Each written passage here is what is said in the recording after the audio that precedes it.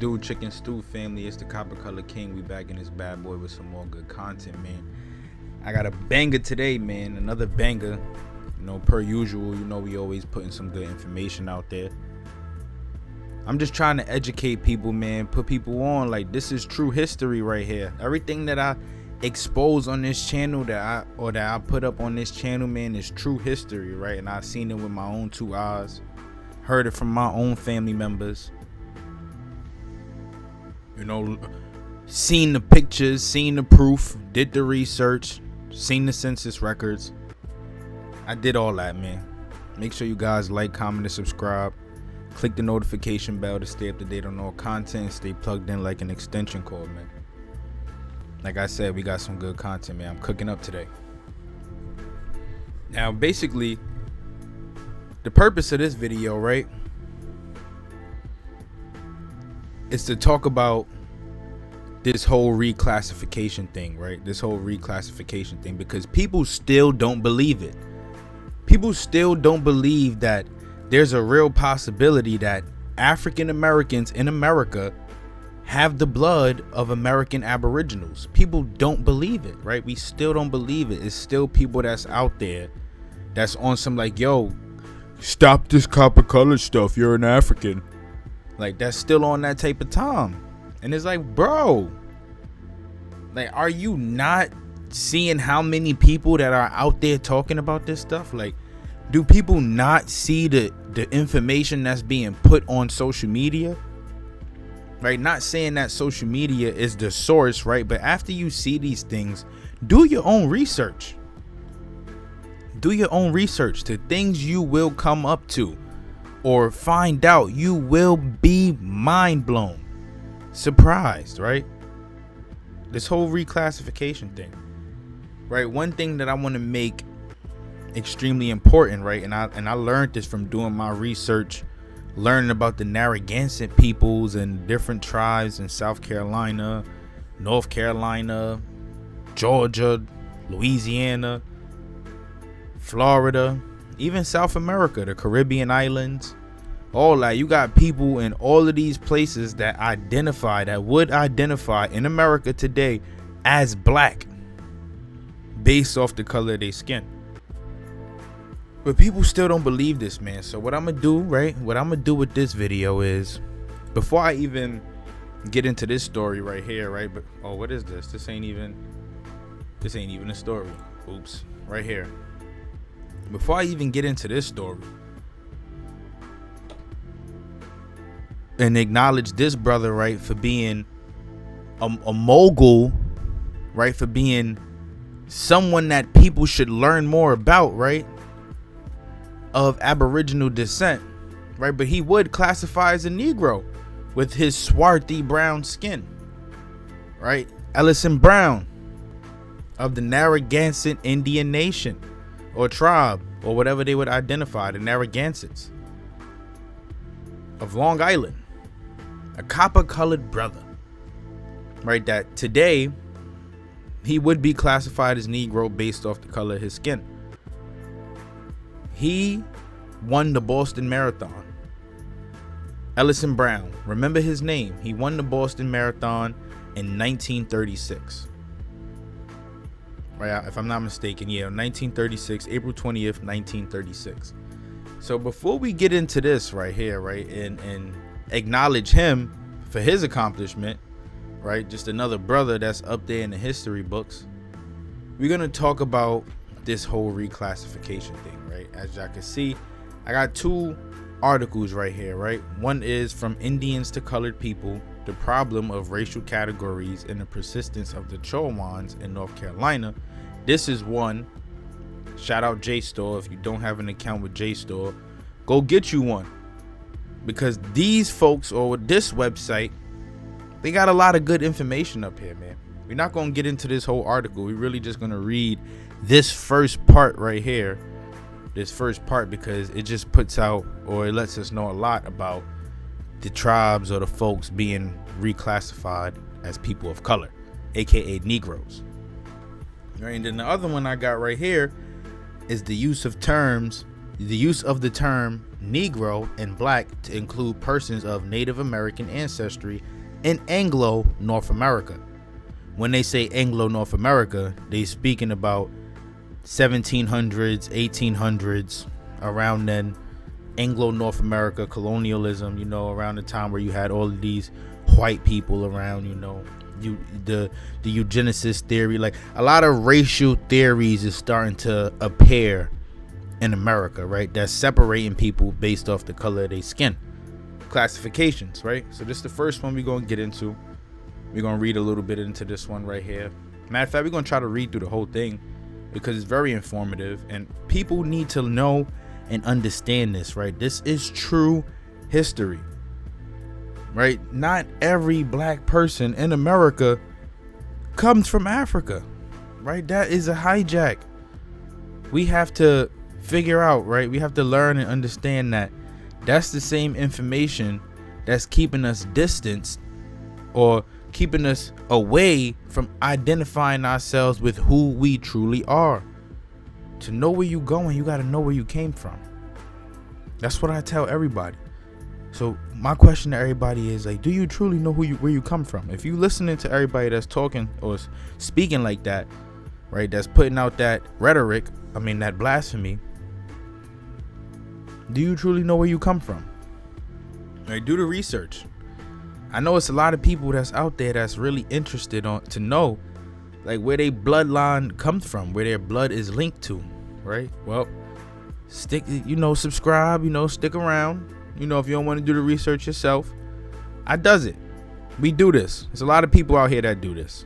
So pick your poison, pick your person, and always, like I tell everybody, always verify the sources and don't just take what anybody is saying word for mouth, right? Verify your sources, do your own research. But let's get into it, right? So, like I said, the title, the use of the terms Negro and Black to include persons of Native American ancestry in Anglo North America, by Jack D. Forbes. In 1854, the California State Supreme Court sought to bar all non-Caucasians from equal citizenship and civil rights.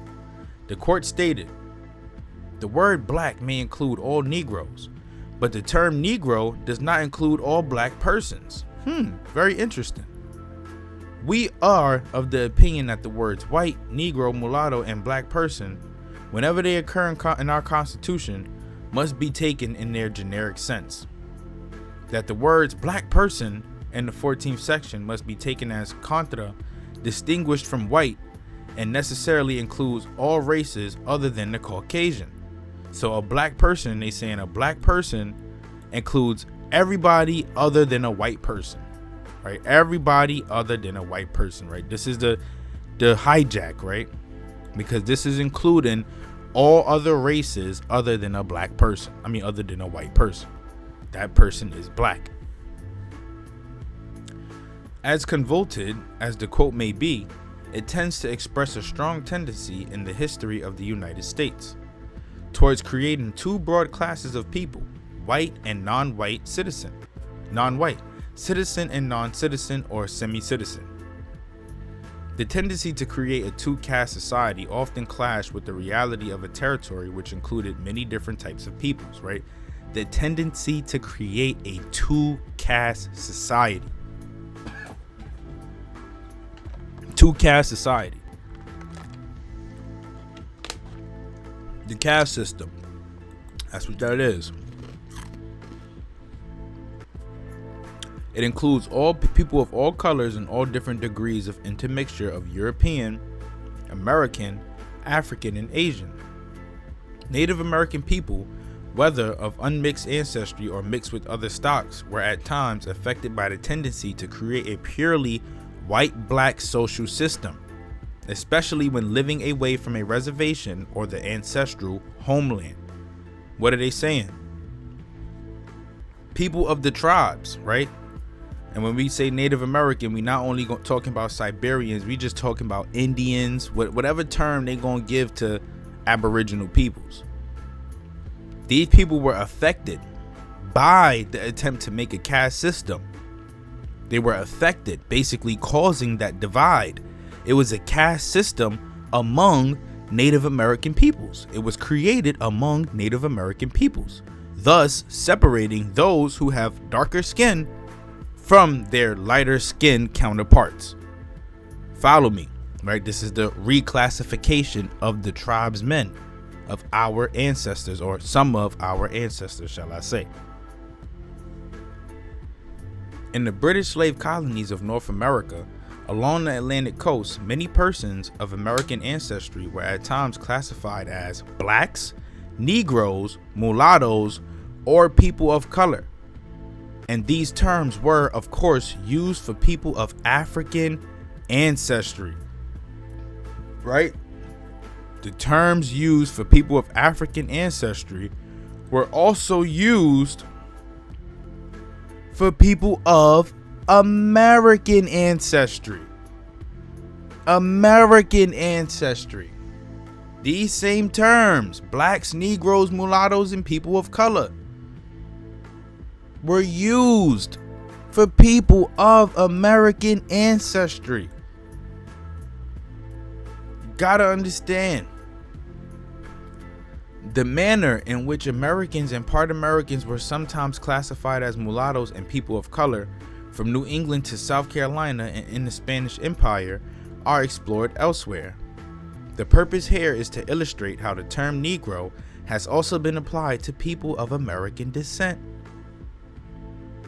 The possibility that Native Americans were quite commonly called Negroes is very much supported by Portuguese usage. During the colonial period, Brazilian Indians were repeatedly referred to as Negros or Negros de Terra, Negroes of the land. Terra meaning territory, earth, land. Negroes of the land. Negroes of the land.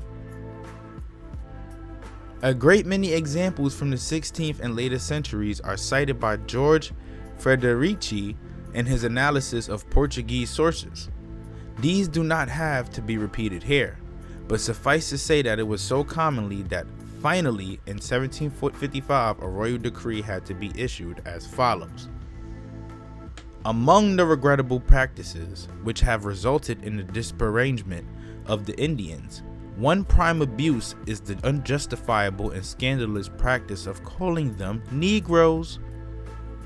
Perhaps by so doing, the intent was no other than to induce them the belief that by their origins they had been destined to be the slaves of whites.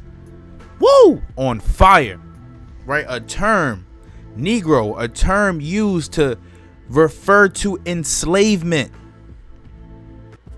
Enslavement. They made the tribesmen Negroes to force them to believe that they were destined to be slaves. This is because slavery was outlawed, right? The Spaniards outlawed slavery in the late 1600s, right? They could not enslave any more Indians. So a part of them becoming slaves again was reclassifying these people into reclassifying them from Indian to to black, to Negro, so that they can remain slaves. They can remain slaves. The first course of action was something called, and this was a Spanish term, right? It was a system, repartimiento was used in colonial Spanish America. This is Florida, Louisiana, Mexico, well, wherever else they had land, the Caribbean islands, all that, right? This was a system that allowed the colonists to recruit indigenous peoples for forced labor, right? The repartimiento was frequently called the Mita in Peru. This was the slavery in the 1500s that got outlawed, right? They abolished it, and this is when they started making these tribesmen on the Caribbean islands and in South America, Negro, right? So these Negros de Terra, these Negroes were considered to be Negroes so that they can remain slaves, right? Also, being because they shared similarities to the African counterparts, right? That skin color, that swarthy skin complexion, right? That's the only other way you would be able to compare them, because if they were light skinned or white, you wouldn't be able to call them Negro. That wouldn't make any sense. It would be like, yo, look, we look just like you. So how you going to say we slaves and then compares to them when they dark, they slaves, but the people that look like you, they not slaves. They indentured servants. So why we can't be indentured servants? No, we gonna be Negroes because what? You want to make us slaves, and why? Because we look like them? You got to make it make sense. Right, you see, it says, as this generally conceded to be the case of blacks from the coast of Africa, the directors will not permit henceforth that anybody may refer to an Indian as a Negro, nor that they themselves may use this epithet among themselves as is currently the case. This Portuguese usage is extremely significant. Oh, stop. Just want to rewind real quick. These same Negros de Terra, these Negroes of the land, these Brazilian Indians, are the same folks who migrated into the Caribbean islands. These are the Caribs. These are the Caribs, the Negroes. We did the research, right? Making the connections right here already. All right, so back to what we were saying. This Portuguese usage is extremely significant, not only because American or part American slaves could be referred to as Negroes in early shipment records, but also because it was very much affects one's analysis of population statistics in colonial Brazil, where in fact the categories of Negro and mulatto must have often included domesticated or enslaved Indians and mixed bloods. Boom, another one right there. Domesticated or enslaved Indians and mixed bloods included in the Negro and mulatto classifications. Insofar as the term Negro became synonymous with slave or servile status, it lost any specific color reference and became a general term of abuse, darker people preferring to be called preto. As a result, it is highly likely that the Spaniards also referred to slaves generally as Negroes in the Caribbean, and that the Dutch took over the same general practice, since Negro and Neger were not Dutch words and had no immediate equivalent except swart, right? Swarty, donker, and bruin. Two more terms that we can add on to what is black, right? We got a million terms that we could compare to black, right? Let's add we got shades of wheat. Now we got donker and bruin. We've been had swart, swarty, schwartz, swarty, meaning black, or Negro, or Neger. A Dutch-French-Spanish dictionary of 1639 has the following entry for Spanish Negro. Nior, right, like Code Nior, black codes, sombre, obscure, offusque, brun, swart, donker, bruin, Dutch, that's a Dutch term. Thus, Spanish Negro could be translated as dark or brown as well as black. Swart. Swart meaning black. We on fire tonight. We are on fire. Look, this is all the different terms that you could give the Aboriginals here in America. This is basically what they telling us. Basically. Right, this is what they refer to their slaves as, knowing that these slaves is Indians, they Negroes, right? They donkers, swarts, bruins, they're dark or brown as well as black.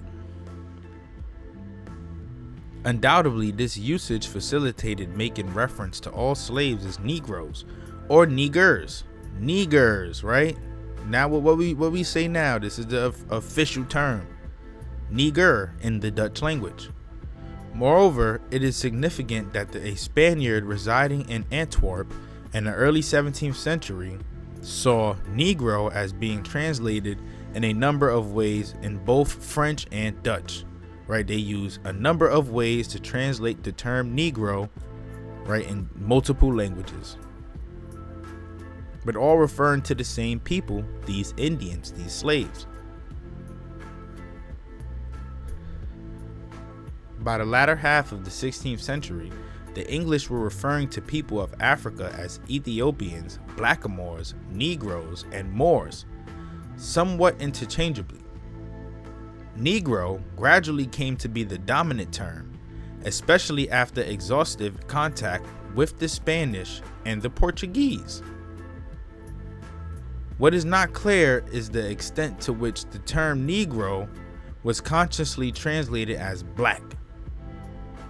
The automatic association of Negro with black color cannot be assumed, since many black Africans are actually of a medium or dark brown color.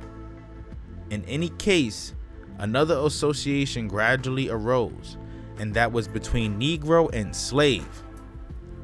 Early legislation commonly referred to Negro and other slaves, or to Negro, mulatto, and Indian slaves. Over the years, Negro and black both became synonymous with enslavement. This is a part of the reclassification. They reclassified the people so that we can all remain slaves. Us and our African counterparts, and in addition to our Swarts, from Europe. I always mention them, the Swarty counterparts, and we're not going to talk about the mixed breeds or the bourgeoisie or the Criollos, right, or the mulattoes, the uppity blacks, the light toned ones, the ones who could get away with murder. Majority of us were all classified as Negro and black so that we can all be enslaved. This is the cause of the reclassification.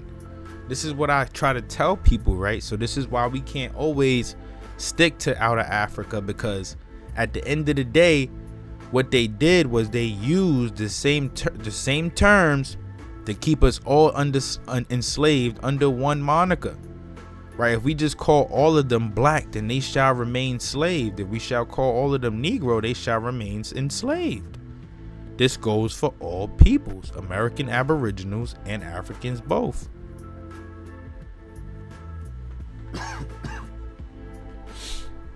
In 1702, an observer wrote that the wealth of Virginia consisted of slaves or Negroes. The wealth of Virginia, right? This is what built the economy for these people.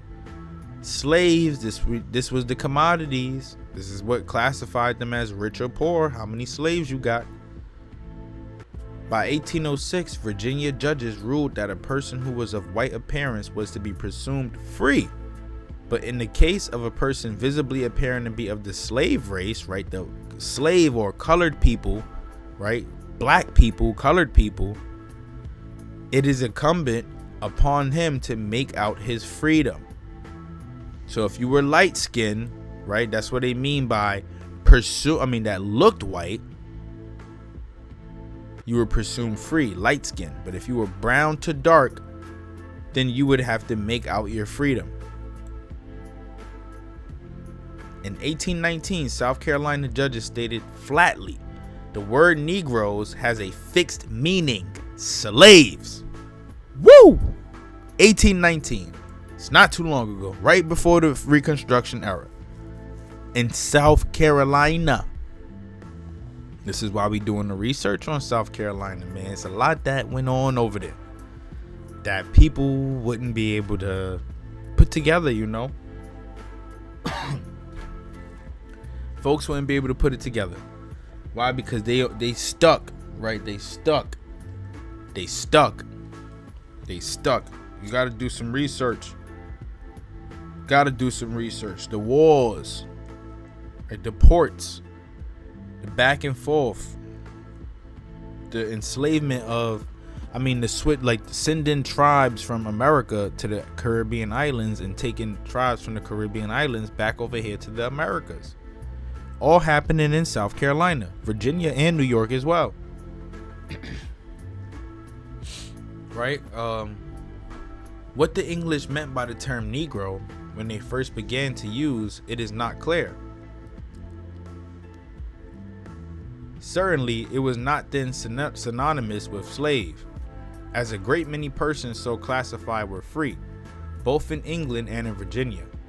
Did it mean an African, a black person, or any dark-skinned individual? Today, the term is not widely employed in Britain, although the word black is used to refer to people of various skin colors from all of South Asia, the Middle East, and the West Indies, and Africa. Most Native Americans, if living in Britain today, would be regarded as being black, especially if their ancestry were not known. They would be regarded as black, living in Britain today.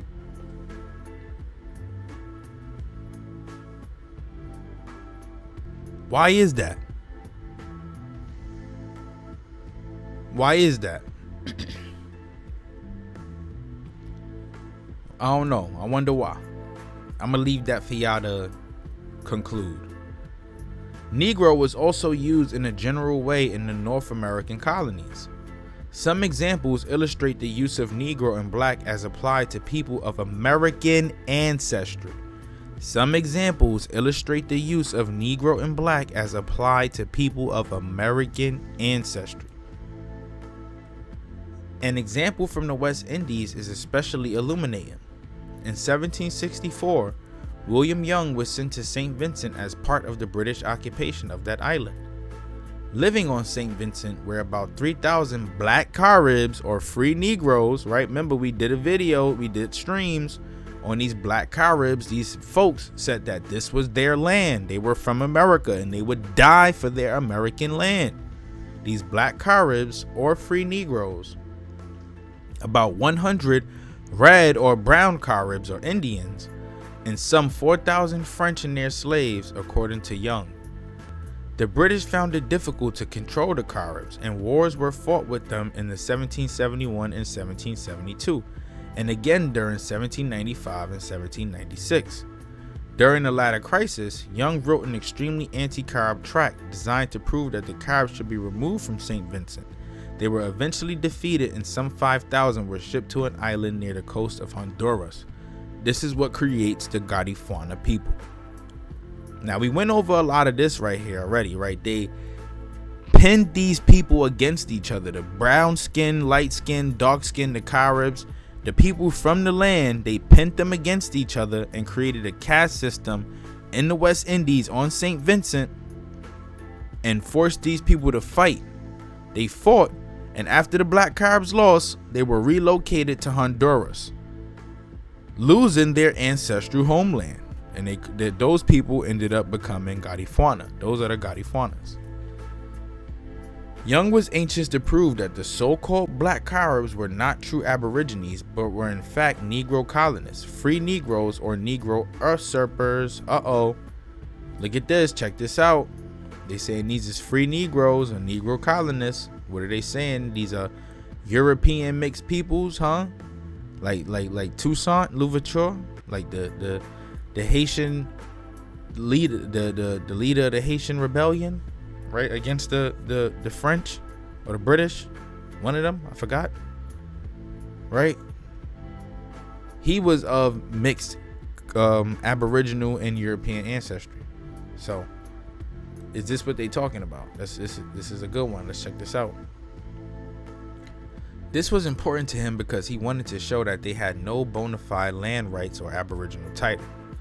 For our purposes, the interesting point admitted by Young is that the so-called blacks or Negroes were occasionally of tawny and mixed complexions because of American ancestry, and that their customs, personal names, and language were those of the native Caribs. Right? Look, these blacks or Negroes were occasionally of tawny and mixed complexion because of the American ancestry, and that their customs, personal names, and languages were those of the native Caribs. Like I said, mixed Aboriginal and European, swarthy European peoples. This is why they were of mixed complexions, and this was because of their American ancestry. And this is what they still retained on their customs and personal names, because they were of the tribes. These black Caribs were of the tribes. They are from America. This is why. Still further, Young admitted that they had repeatedly intermarried with American women.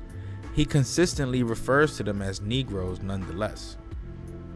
Young also relayed a great deal of hearsay information about how the black Caribs had originated, which is without foundation for analysis here.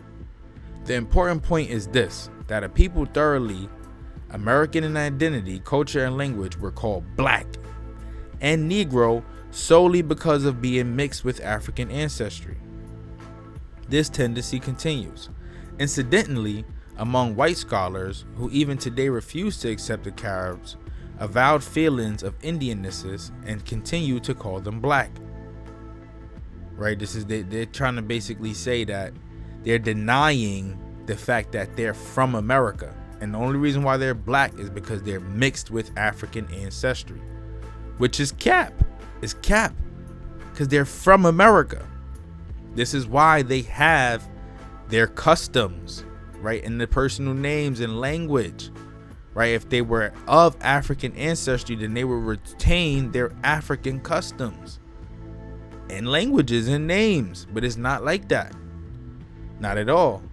They're trying to do this because they want to sway away from the fact that these people are from America, and they want to keep them under this black banner, which connects them, quote unquote, back to Africa. And like they said, when you're black, or when we connect you back to Africa, then that means you're a slave. This is just all racist rhetoric. It's all racism in a nutshell. In a nutshell. In 1619, some 20 Negroes were brought to Virginia. At least 11 have names of Spanish or probably Spanish character. Oh, interesting, right? Could this be because they're of Spanish and mixed Aboriginal ancestry, not African? Not African. Why would they retain on their Spanish names if they were African? Later, they were joined by Negroes and mulattoes with names such as Antonio, Several, and John Pedro. These Spanish-derived servants could well have been part American ancestry. They could well have been of part American ancestry. However, no evidence is available except that they were largely secured from captured Spanish vessels. Those guys, now those folks, they were indentured servants, traveling over here with those coming from Europe, not Africa.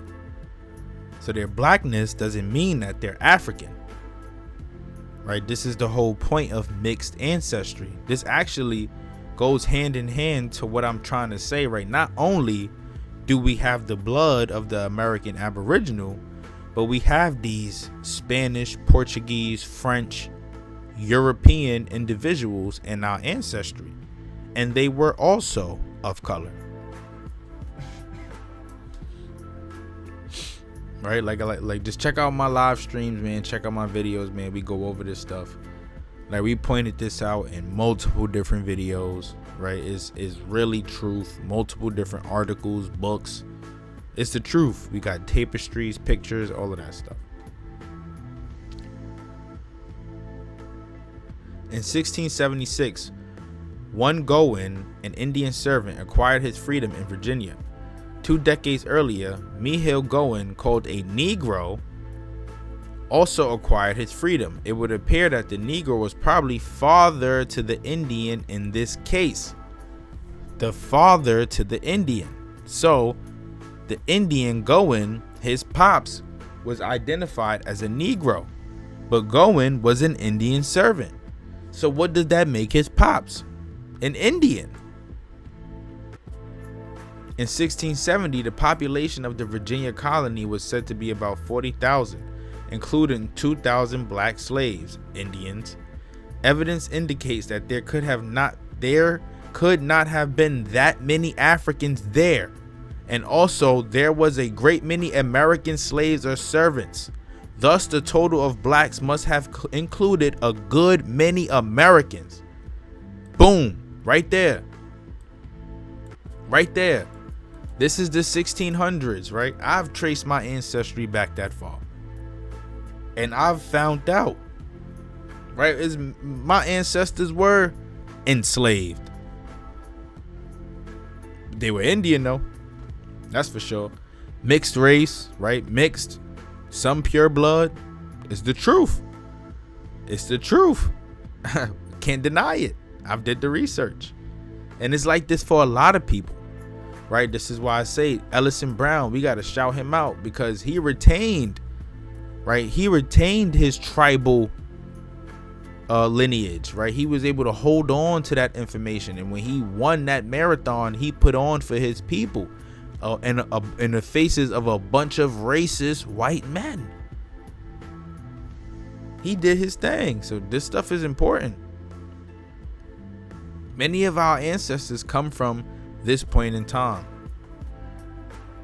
So we got to understand it's a hijack when they pull out that African card. They just told us it must have not been many Africans there, right? Majority of the slaves and servants were many Americans.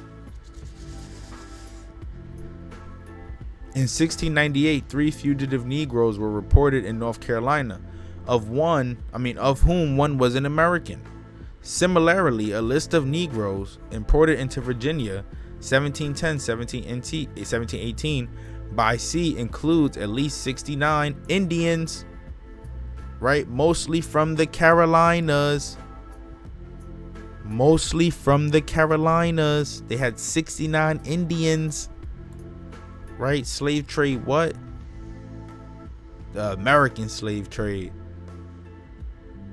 Likewise, lists of Negroes brought into New York from 1715 to 1736 include many slaves of probable American ancestry from Campeche, Jamaica, Honduras, the Carolinas, and Virginia.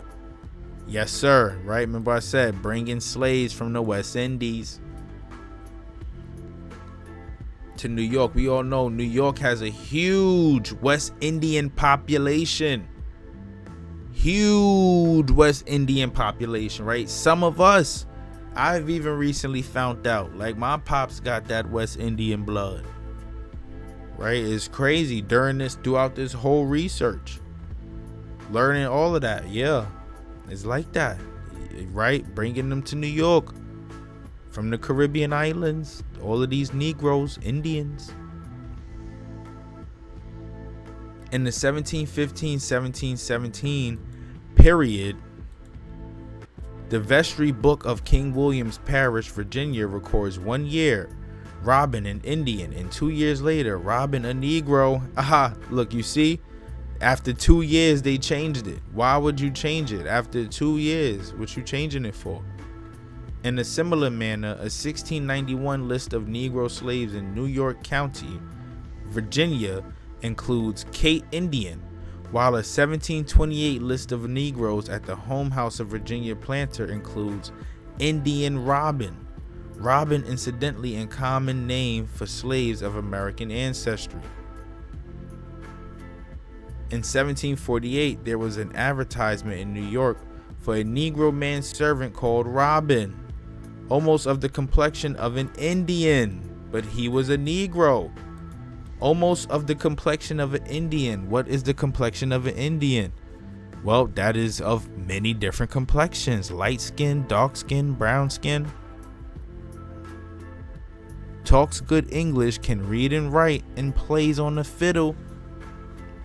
In 1723, Virginia adopted a law depriving free Negroes, mulattoes, and Indians of certain basic civil rights. The act was disallowed by British officials, but in 1735, Lieutenant Governor Gooch defended it by Lieutenant Governor Gooch. That's funny as hell. Son name is Gooch. His name is Gooch. That's crazy.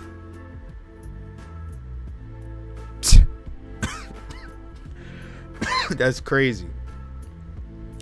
He defended it by asserting that he wanted to make a perpetual brand upon free Negroes and mulattoes by excluding them from that great privilege of free men. He wanted to make the free Negroes sensible that a distinction ought to be made between their offspring and the descendants of an Englishman, with whom they never were to be accounted equal, since the act applied to Native Americans and half Americans mulattoes. Gooch's language would seem to include them under the general category of free Negroes and mulattoes. Now, son's last name is Gooch. Who let this man get the title of lieutenant governor? This was the governor. His name was Gooch. Middle of the ass crack. Gooch. That's funny as hell. A welcome clarification of terminology was provided in 1719 by the government of South Carolina when it decided, and for preventing all doubts and scruples that may arise, what ought to be taxed on mustees, mulattoes, and etc., all such slaves as are not entirely Indian shall be accounted as Negro. The significance of this act is that all later enumerations of Negro and Indian slaves in South Carolina have to be analyzed with the thought in mind that many Negroes were probably one half or other fractions of American ancestry. The first slaves in South Carolina were Indians and Huguenot refugees. South Carolina was a Huguenot melting pot, which means you had those loyal to the crown coming over, and then you had conversos, crypto Jews, Moors, and these other folks coming through as indentured servants. Some of them becoming slave owners, not gonna lie. Some, not all. And then you have some mixing in with the native population. They called these folks horse thieves. They were horse thieves and varmint. They called them varmint, dirty varmint, right? And when I bring the Cherwell's book to my channel, I do a live stream on that. We going to highlight all of those terms, the different terms that they gave to those people of the South Carolina backcountry. Right, the Guale, Yamasee, Yuchi, all them peoples, yeah, classified as Negroes for sure. Right, they just let us know right there. New Jersey was also an area where Americans and Africans intermixed with considerable frequency. Hijack, dodge the African hijack. In 1734, an advertisement appeared for the recovery of Juan. He is half Indian and half Negro, right? Half Indian and half Negro, but his name is Juan. Juan, not an African name. Let's remember, he plays the fiddle and speaks good English. And his country, Indian. Juan was not specifically called a Negro, but a 1747 advertisement reads, "Run away on the 20th of September last from Cohency, a very lusty Negro fellow named Samson, aged about 53 and had some Indian blood in him." Right? He's a runaway, meaning a Seminole. He was a Seminole, a Maroon, a Gullah, right? A Seminole. These people all mixed with the blood of some Europeans, right? And Aboriginals, American Aboriginals. We got to remember, we had Spanish Indians along the coast of the Southeast in the 1500s in America already, around the times when DeSoto and them slid through and came to the Americas. Samson being not of a Spanish name, right? But Sam, probably an English name. He's an Englishman or probably just a full-blood Indian. The names tell us everything we need to know. You got to understand, them names is not from Africa. Those are not African names. You're not going to meet a dude named Juan in Africa. You're just not going to do that. It's not possible. I don't think so. And somebody going to have to show me. If you got any friends from Africa and name Juan, you just got to let me know in the comments, right? For real. But look, similarly, in the 1778 advertisement, we read, "Was stolen from her mother, a Negro girl about 9 to 10 years of age, named Diana.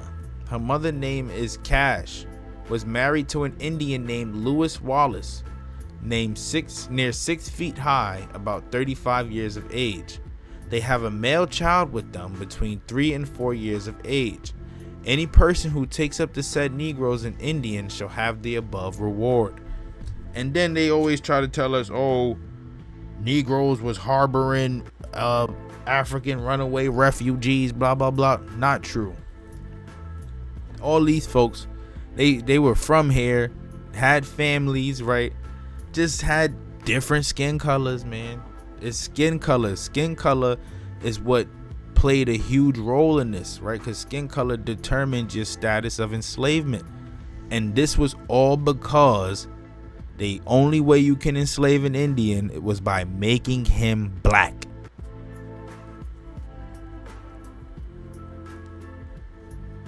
Or Negro. That's the only reason how they was able to do it. That's the main reason. For these examples, we can see that people of mixed American and African ancestry could be called Negroes in New Jersey. Cyrus Busthill, a Philadelphia baker, black, born in 1732 at Burlington, New Jersey, married a Delaware Indian woman. His son became a Quaker and an anti-slavery leader and was known as a Negro. The son became a Quaker, most likely following in the father's footsteps. This is 1730 to 1700s.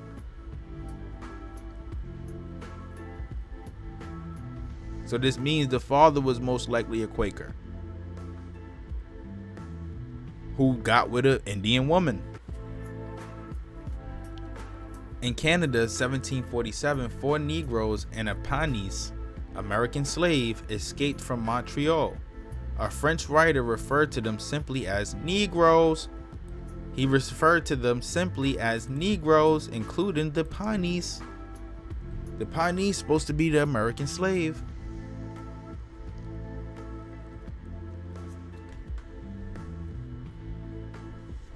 In 1759, one Saunders, a runaway slave, was described in South Carolina as a Negro man.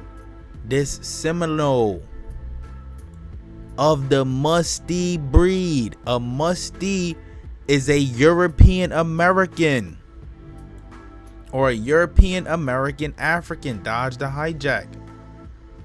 A musty, this is one of the terms that goes hand in hand with mulatto.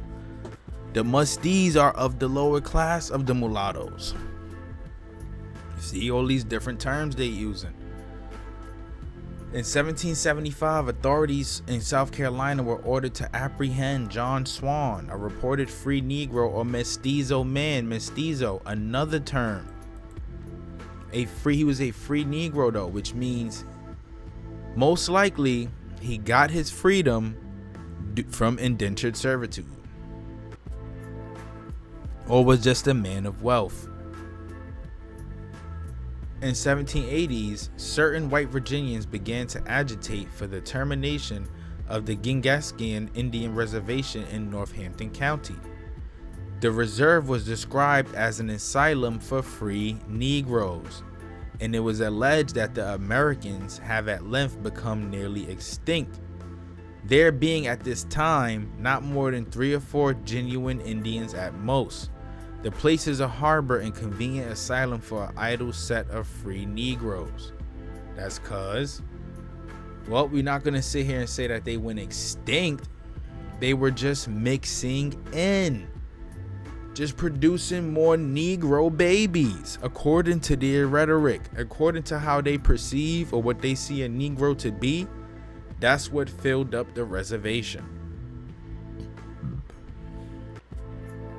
In 1812, it was argued that the place is now inhabited by as many black men as Indians. The Indian women have many of them married black men, and a majority probably of the inhabitants are blacks or have black blood in them. The real Indians are few. They were intermarrying, not saying that these black men are Africans. No, dodge that. If they're free colored, we already know what's up. We already know what's up. We already know what we're talking about when you're talking about free colored. because you cannot have a free Negro. All Negroes are meant to be slaves. This is according to them. Slavery was not abolished until the 1860s for Negroes. It was abolished in other places, but not in America. Not in North America, not in the United States, not here. So free Negro, we already know what's up with that. We already know where they coming from. But they mixing in, producing more Negro babies. Right? That's like giving the government though ample freedom to enslave everybody. Because now we're gonna just classify everybody as Negro. Everybody. Y'all lose everything now. Y'all wanna play these games? Y'all wanna live free? We're gonna take your freedom away. That's what it was. Now, these are our ancestors, man. The mixed folks, quote unquote.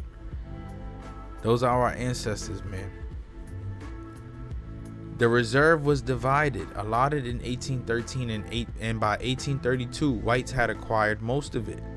In 1828, the Ginkaskin descendants were described as respectable Negro landowners. The Ginkaskin Indians are described as respectable Negro landowners. They were now Negroes.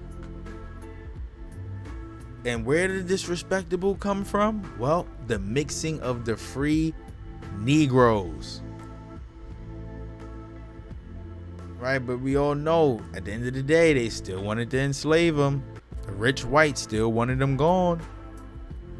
They still wanted them gone. Poor whites too, because poor whites were slaves too.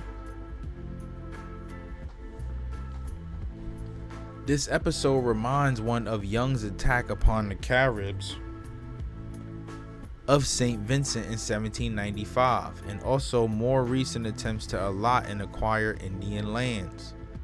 A similar attack took place upon the Pamunkey Mattapony in 1843, which failed, and against the Nottoway from 1830 and 1878, which succeeded. By the 1840s, at least 2 Nottoways were registered as free Negroes. Their heirs of one family were described in 1878 as being all Negroes and very poor. Right? Pamunkeys, Mattaponeys, and Nottoways being reclassified as Negroes and very poor. Here we go. We got it again. We got it again. And look, Pamunkey, Mattapony, Nottoway, a lot of that stuff, right, is all connected, right? They all in the same area.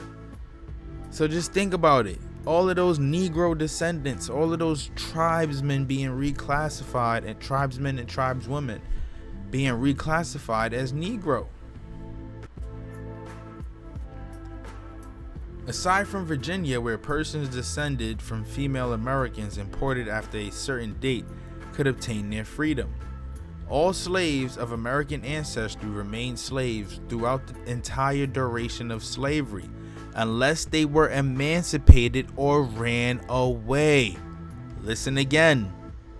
Aside from Virginia, where persons descended from female Americans imported after a certain date could obtain their freedom, all slaves of American ancestry remained slaves throughout the entire duration of slavery, unless they were emancipated or ran away. Unless they were emancipated or ran away, they remained slaves. All slaves of American ancestry. American. We seeing this in everything we read. All slaves of American ancestry. American.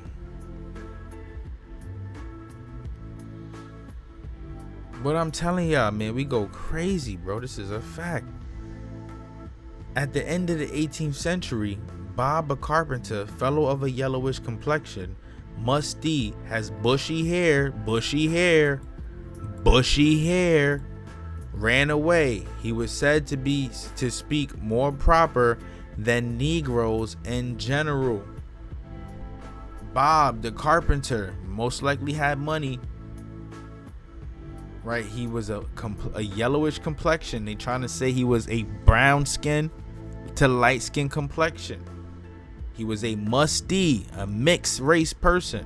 He had bushy hair, curly bushy hair, the bushy curly, all the same thing, right? It sound like they talking about one of my uncles, right? They look yellowish. I'll show y'all, right? I won't even do that. It's too much, but it's yellowish, right? He's yellowish complexion, brown skin, whatever you want to call it. This guy, Bob, became a Seminole. Other persons of American ancestry who were free also were called black or Negro. Paul Cuffey, the noted half American, half African merchant, was called at various times an Indian, a black man, and this free and enlightened African. He signed petitions with Indian men and all free Negroes and mulattoes. Dodged the hijack on the African. Paul Cuffey is not an African name, right? Let's look. Cuffey, last name origins, right? It means glove. It comes from England. Cuffey, right? And he was enlightened. He was smart. Other examples of similar nature abound. One author writes that the Sampsons and Galleys, property owners and school teachers, though predominantly of Indian blood, were leaders among the free Negroes of Petersburg.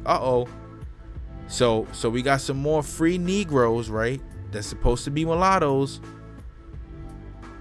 They were predominantly of Indian blood. However, they were Negro. In Petersburg, 1860, Virginia. Ooh, big drop. Right? Could they have played a role in the Reconstruction era? Possibly. We're going to do some research on that. Virginia tax rolls and census records from the 1780s to 1850 have numerous examples of people of Indian tribal identity being classified as free people of color or as mulattoes. In fact, the practice was almost universal. It was people of Indian tribal identity being classified as free people of color or as mulattoes. In fact, the practice was almost universal. A lot were classified as FN. This is on the census records from 1780 to 1850. Indians being reclassified as people of color, Negroes, free Negroes, or as black. There we go, right there. There we go. In certain counties, such as Southampton, in 1830 and in parts of Delaware, virtually all free non-whites were categorized as FN. A non-white is a non-Caucasian person. That's what that is, a non-Anglo-American. That's what that is. Meaning that he is anything close to Negro, brown skin, dark skin, like mulatto, mixed race, European and American ancestry. Does not matter. You are Negro. This goes for Indians, people with Indian tribal identity. You are now Negro, reclassified. Simple as that. Right? Look, the list included Nanoke and other tribal groups. There you go. Multiple tribes. Add this on to what they said about the Patamoni, the Mataponi, the Pamunkey, and the Nottoway. We're going to add that to the Narragansett, to the Caribs, and to the Seminoles. Well, that's not a tribe, but to the Creeks, Choctaws. A lot of the tribes here in America, right? A lot of them of Negro descent or brown skin, melanated people.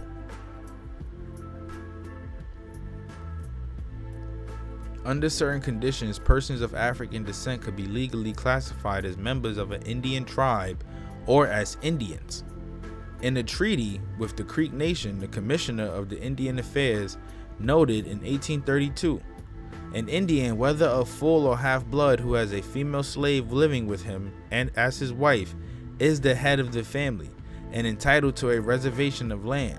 Also, free blacks who have been admitted as members of the Creek Nation and are regarded as such by the tribe, if they have families, are entitled to reservations and land. This is why they don't want us to connect back to our tribal identities, right? We get what was reserved for us, right? Those plots of land. That's why you got to prove it now. They give the blood quantum and all of that other nonsense, right? The stuff that's impossible if you ask me to improve. You can't prove that stuff. You can't prove that stuff, right? You just got to know what you are based off the research, right? Do your genealogy. You figure it out. You know, I'm about to get back on it real soon doing genealogy, so y'all can tap in with me real soon. I just got to renew my ancestry, and I'm going to get back on it. Because I go deep. Like, I does this. Like, I promise you, I does this. I found out a lot. And a lot of my ancestry connects to this stuff, man, that we talking about. So yeah, let's continue. We got a couple more to go through. I'm gonna conclude this video, because man, this stuff, man, you got to be able to retain this information. I just want to give the viewers who do view this video time to retain this, so we're gonna go real slow. So let's check it out. So in 1860s, all persons of African ancestry who had been slaves were granted by treaty citizenship in the 5 civilized tribes, dodge the African hijack, of Indian territory. The general trend, however, was to enroll the more visibly part African persons as freedmen citizens and to restrict their tribal status. When they mean part African, they just mean people with darker skin, because at this point we are no longer talking about the true Aborigines. We are now talking about these $5 Indians, right? People that's pay $5, you get put on, right? And we talking about them and Siberians and, you know, Native Americans, people that are not from here but were born here. Native Americans, right?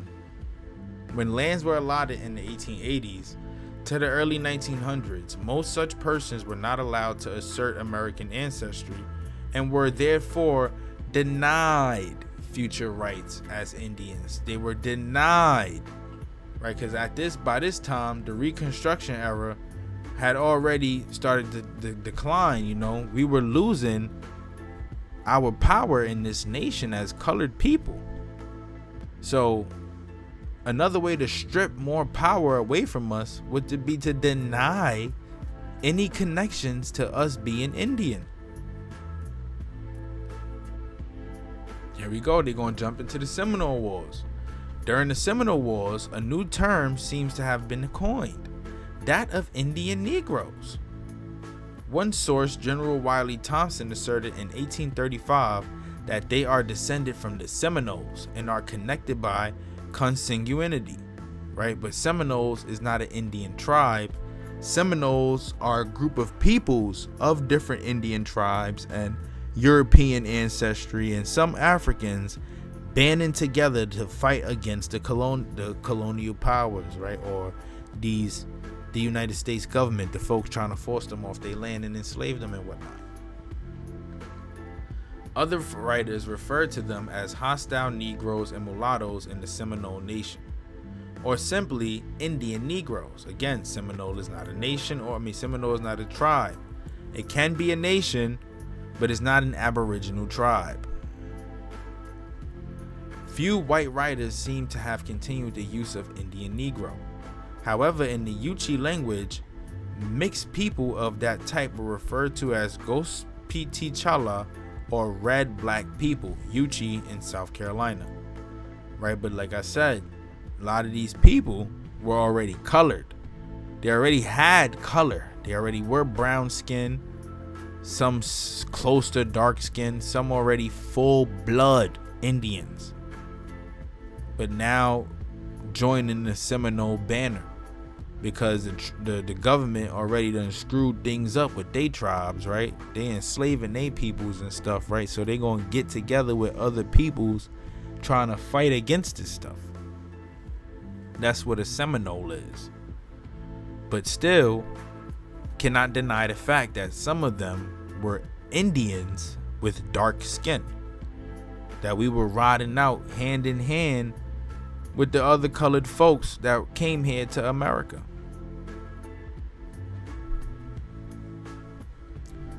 In North Carolina, many people of Lumbee Indian identity were categorized at times as Negroes.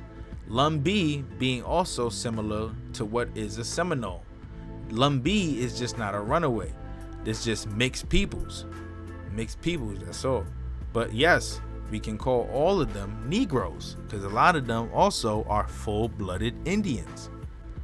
I have Lumbee in my ancestry. That's how I know this. A lot of them are full-blooded Indians, some mixed with people who we can consider to be Melungeons.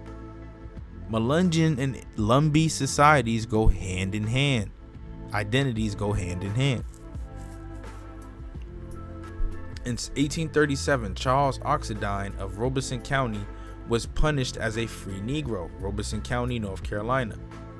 In 1842, one of the Brave Boy family was called a Negro. While in 1857, a Chavers was charged as a free person of color with carrying a shotgun. He was not convicted because the act specified free Negroes and he was charged as free colored.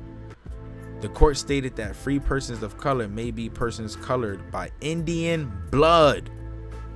The indictment cannot be sustained, right? He was a person colored by Indian blood. Like I said though, mixed peoples in that area, also full-blooded Indians of like Lumbee identity. All of this stuff in North Carolina. I know this because I got it in my family. In a similar situation, some white men took away guns from the Pamunkey people in Virginia in 1857.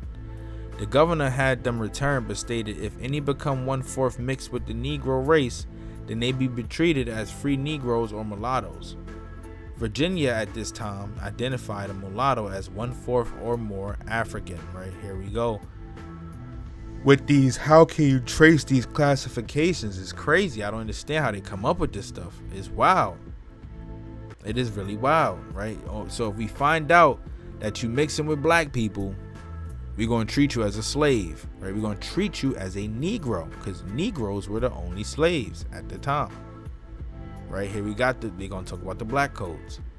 In Louisiana in 1856, the black code was said to refer to offenses involving slaves, Indians, and free persons of color. Also to make note of, in Louisiana, when the French occupied, they had the black codes and they considered it to be Code de New York. So this system flowed through Louisiana for 300 years, these black codes. And Indians were coined under these black codes, right? They were coined, they were put under these black codes. Right? They were put under. Why? Well, they were now Negroes. They are now black people. They are not Indian. So we're going to put y'all all together under the same bubble.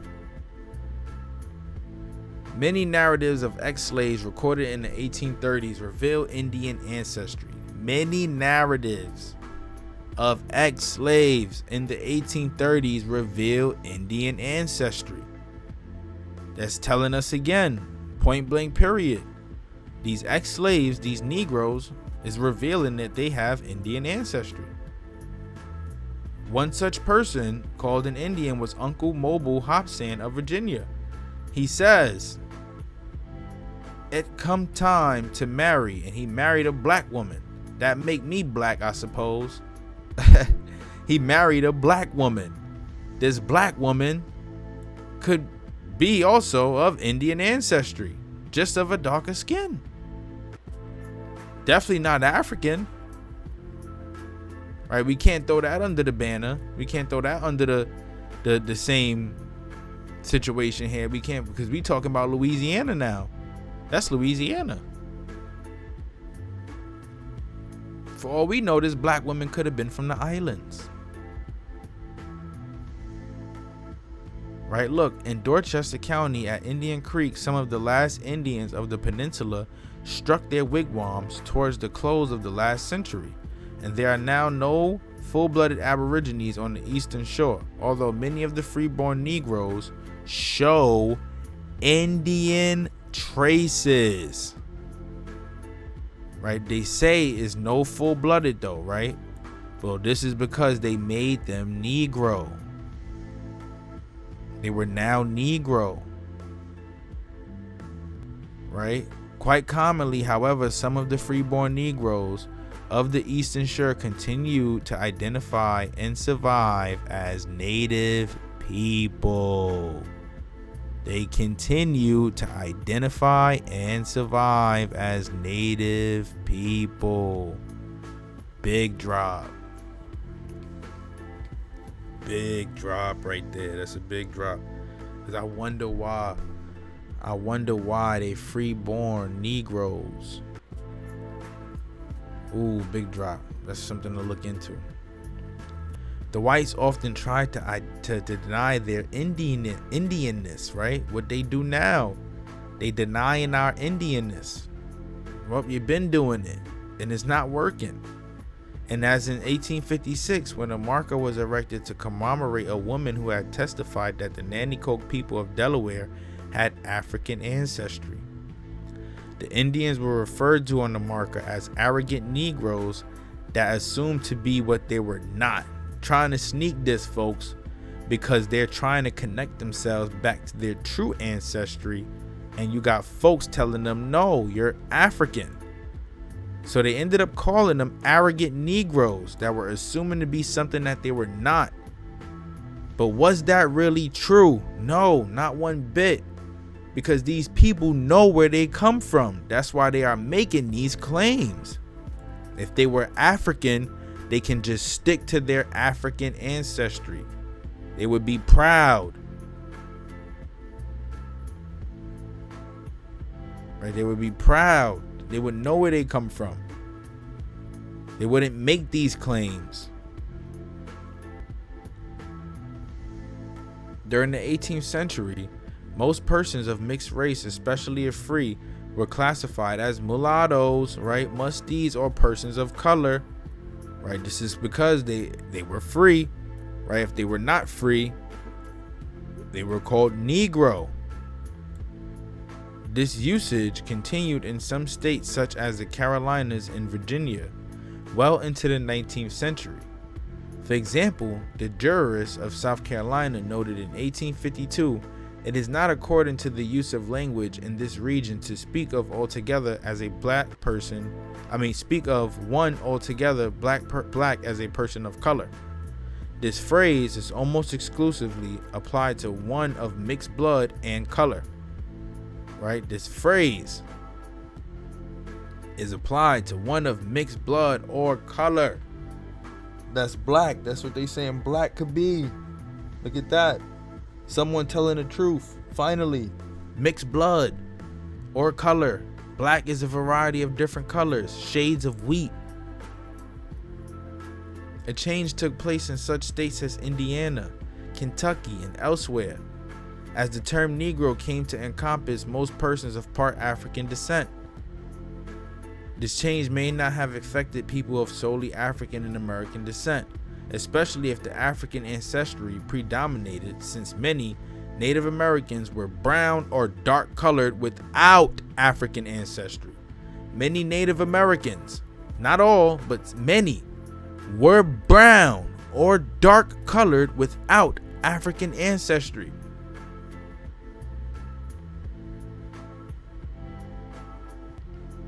And when, quote unquote, they mixed with African blood, they would be seen as Negroes by some Europeans.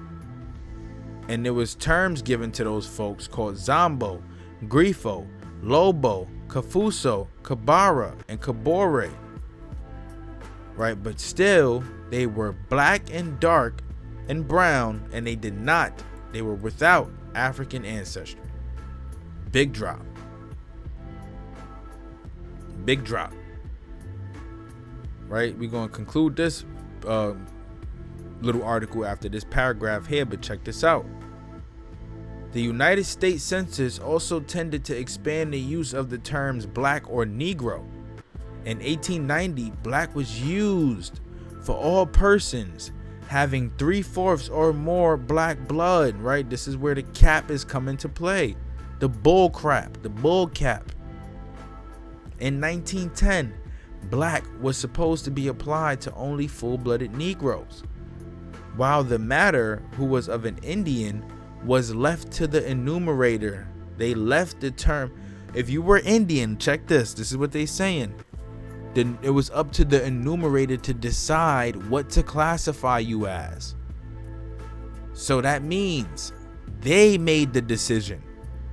They reclassified these Indians into black people, to Negroes. The term mulatto was used for all other persons having some proportion or perceptible trace of Negro blood. It is certain that large numbers of Americans or part Americans were classified as Negro or mulatto under these rules. For example, of the Mattaponi, only one person was counted as Indian by the census out of a reservation population of at least 40 persons. Similarly, the Puspatuk of Long Island had only one person counted as Indian, doubtless because the rest were enumerated as Negroes or mulattoes. They were reclassified as Negroes or mulattoes. Right? They just said anyone who was Indian, it was left up to the enumerator to decide. And the enumerator's decision was to reclassify these people. See, look, in 1910 census counted 2,255 Negroes who were part Indian and were enrolled members of tribes. Another group of 1,793 tribal members were of mixed European, African, and American ancestry. Thus, only slightly more than 3,000 persons who were part African were counted with the Indian population, as compared with hundreds of thousands who were doubtless counted as Negro or mulatto because of living away from federally recognized reservation area. This is what happened with our folks.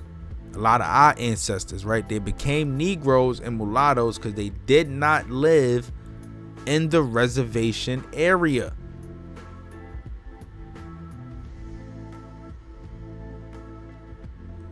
So that's something we got to understand, right?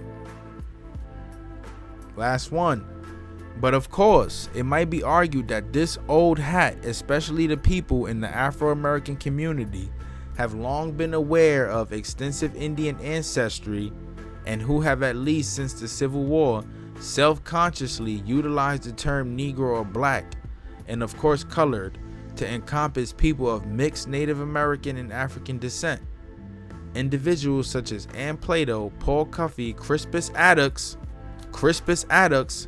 Hiram Revels, and many others have been long referred to as Negroes, in spite of having perhaps at least much of Native American ancestry. Crispus Attucks.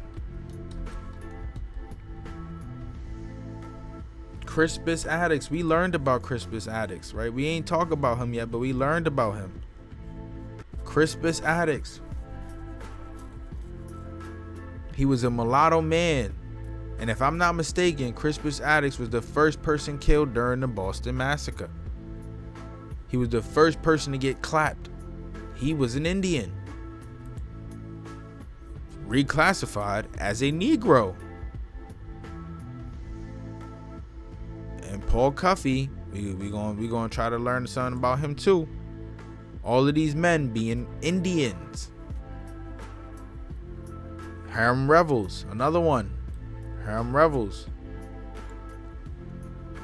An Indian, right? A big dog during the Reconstruction era. He's an Indian. He's a big dog during the Reconstruction era. These free Negroes are Indians. Not Africans, Indians. With most likely having some type of European, most likely European ancestry. Like, it's a picture of Paul Cuffey, a whitewashed Paul Cuffey. Here we go. Here we go. Look, from the scholarly perspective, the logic of white racism, which has tended to classify people in very arbitrary ways, is neither the logic of genetics nor of bona fide ethnicity. The mixture of African and American does not make a person black or Negro, any more than it makes one automatically Indian. These are all just terms. Ethnic scholars must aver that it is both pernicious and dangerous to read into the evidence and to affirm for earlier times the pronouncements of a dominant social caste, their caste system, their myths, their prejudices, and their systems of classification and nomenclature must all be subjected to critical and empirical reevaluation. Please reevaluate history, especially when it comes to black African Americans. Those are just terms. You gotta understand your bloodline runs deeper than that. So when you trying to tell them that you got that Indian blood and they calling you out for it, calling you a liar or whatnot, remember, Copper Colored said this. Copper Colored love, y'all. That's it. Just show them love. Because we know where we come from. We know the truth. Right? No more following that hijack. Look, same thing with the Chowans. What happened with them? Well, treaty terms transformed the Chowans from a self-governing collective into a tributary reservation Indians under the authority of the colonial government. Treaties that they signed with the government, with the colonial government, that they signed. After they signed these treaties, they ended up having to pay tributes. Right? So it made them from free people basically into indentured slaves. Noting the political decline of the Chowans through the 17th and 18th centuries, William S. Powell, in his time-tested narrative of North Carolina history, assumed that the Chowans were extinct by 1820. In reality, as this article shows, Chowan descendants continue to live near their homeland, and after this point, a few descendants still live on the lands once part of the Chowan reservation. Modern historians have overlooked Chowan persistence because the local government classified Chowan descendants as colored persons instead of Indians during the late 18th and early 19th centuries. Even with the Chowans, this stuff happened with a lot of the tribes. This is in North Carolina. So we're going to add that on to everything that we was just talking about with these terms. Right, look, since the late 1980s, small groups of scholars have begun to uncover the lives of Native people documented simply as people of color and connected the histories of people categorized as Indians with those classified as colored. And we leave it right there. We leave it right there. Like I said, I tells no lies. And I ain't even get the chance to get into the Ellison Brown story, the Narragansett Indian man who won the Boston Marathon. Right?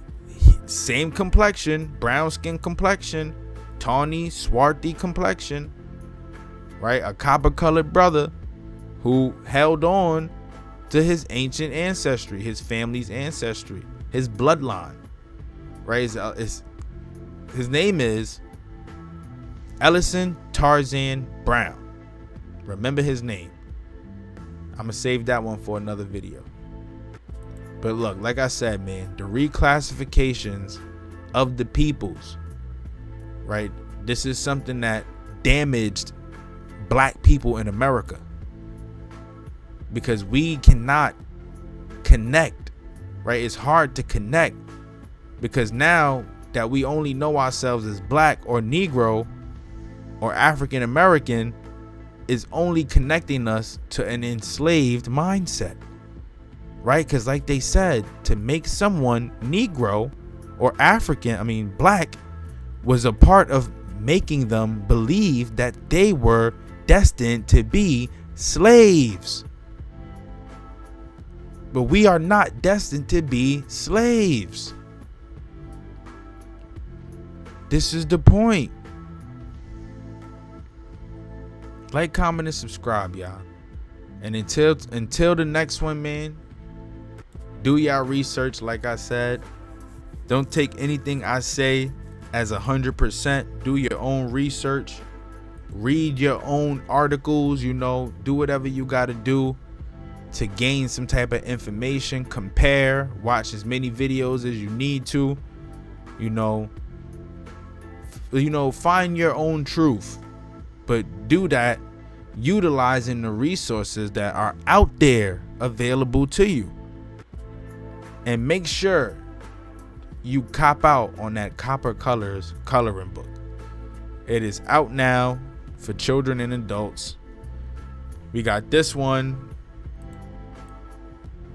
and then we got the one for the inventions out now. A list of copper colored inventions, things that you did not know, that our teachers did not teach us. Make sure y'all grab y'all one, man. Get it for your kids, get it for yourself. It's educational, and at the same time, it's relaxing. I do it myself, and I love it. And like I said, man, until next time, like, comment, and subscribe. Copper Color King, we out of here.